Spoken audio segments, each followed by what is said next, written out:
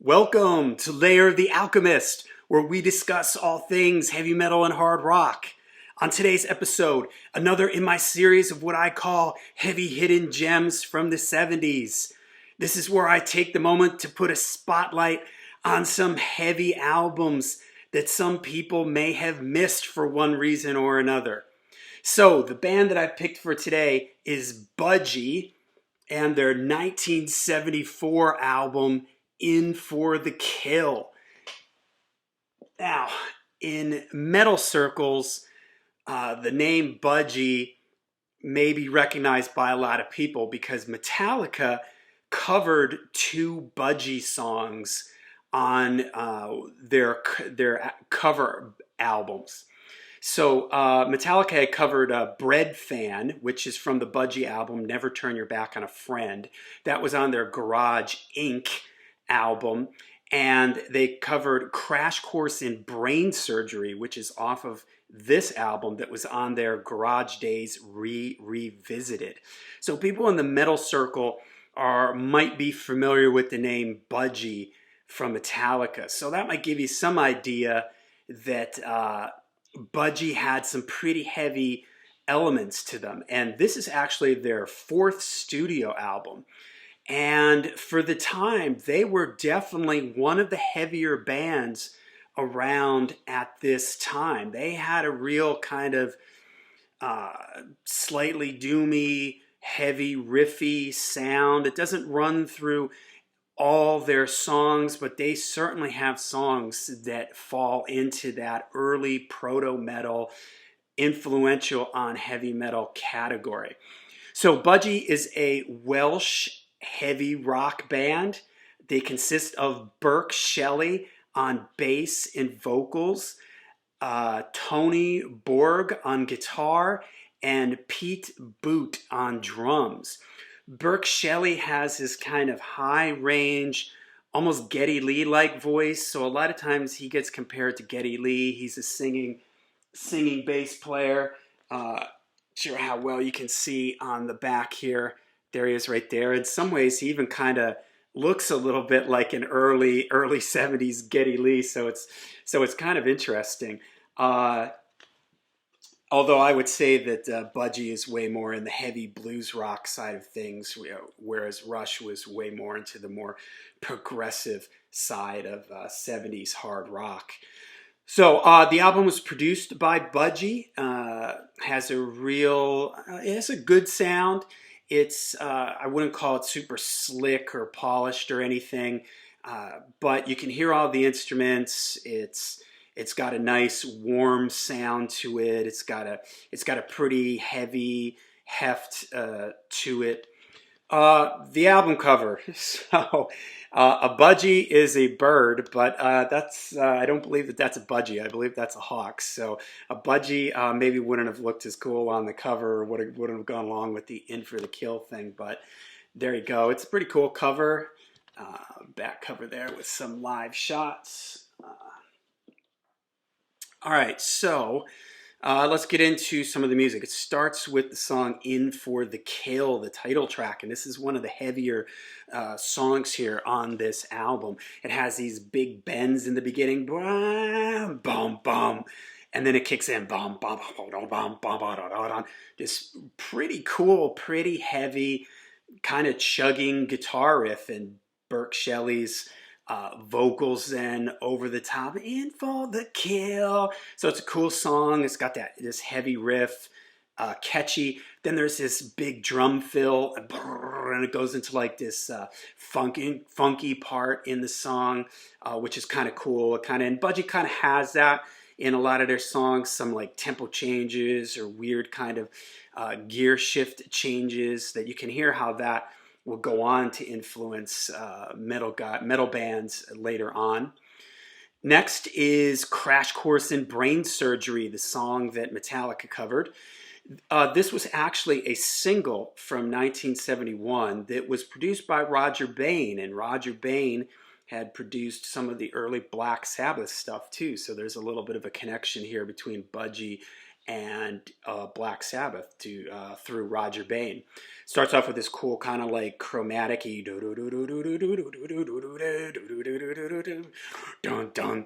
dun dun to sort of syncopated then funky riff. Budgie was also known for their kind of funny, quirky song titles. This is an example of that. Crash Course in Brain Surgery. I know they have another song called Hotter Than a Docker's Armpit. So if I, or another title, If I Were Britannia, I Would Break the Rules, I think it was.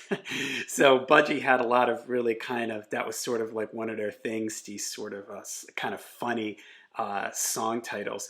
It's got this cool like a shaker thing going in the background here, and Crash Course in Brain Surgery kind of keeps it driving along. But another really cool heavy thing. So In for the Kill, Crash Course in Brain Surgery starts off, this album starts off really heavy for 1974.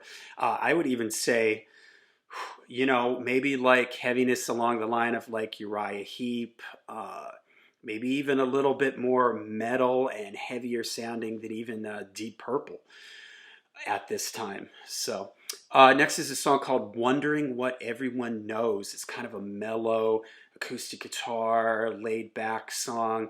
The drums are kind of playing on the toms, keeping like this, I don't know if it's on the toms or if it's even like you know, bongos or congos or something. And it has a real like a Beatles, John Lennon Beatles feel to it. There's some really nice harmonies. It's really catchy, kind of showing another side that what Budgie was able to do, to kind of drop everything down like this and do this sort of really melodic, nice acoustic, nice harmony, Beatlesque number. All right, then side one ends with another one of my favorites, Zoom Club. It starts off with this bluesy guitar riff intro, kind of slow and out of time with some hand claps, and it drops in to the main verse. I love the chorus in this song. Zoom along, it's a real catchy, fun chorus. Then it goes into this big extended kind of jam section where the group just going on, riffing on some different riffs, some solos, and just sort of extended heavy thing. But a really cool one of my other favorites on this record, heavy, and it's really catchy. I just love the chorus in that song. Side two starts with Hammer and Tongs, which for me has this really kind of has this like sound effecty thing in the intro, and then it kicks into this real Zeppelin, heavy Zeppelin like riff. Reminds me of Dazed and Confused. There's some super high vocals in here from Burke Shelley. Then it breaks down into like a blues shuffle kind of thing with some nice guitar playing inside there. I think Budgie, another thing about Budgie I mentioned earlier, they've got sort of the tempo changes things, and they also have these sections that are a little Zeppelin-like, where they sort of stretch out and jam out and extend riffs and stuff like that. Next song, Running From My Soul, which is probably my least favorite song on this record. It's really just a standard kind of upbeat shuffle blues, which is a little strange because Hammer and Tongs ends with a very similar feel, kind of breaks into this shuffle blues singing Hammer and Tongs. Running From My Soul is a little bit faster, but it's really kind of the same feel. It's got some really nice guitar playing in it. Reminds me of like Alvin Lee, kind of jazzy, real bluesy. So it's fun for that. There's only 2 verses in the song, so it's mostly just kind of a blues jam with a lot of guitar solos in it. So it's cool, but it's just not my favorite song on the album. I like the heavier stuff. Living on Your Own is kind of a fun, it's a melodic rocker with a little bit of a bounce to it. It's got a catchy, nice vocal line. And this is another one where, like in Zoom Club, they've got a big jam section. Hammer and Tongs has kind of a jam section. This one has another really long jam section. And it lifts a quote almost directly from Jeff Beck's Bolero. Dun, dun, dun, dun, dun, dun, dun, dun, dun, dun, dun, dun. And when I first heard it, I was like, wait a minute, that's Beck's Bolero. So it's like literally lifted and quoted right from that. But it's still cool, goes back into the main riff then.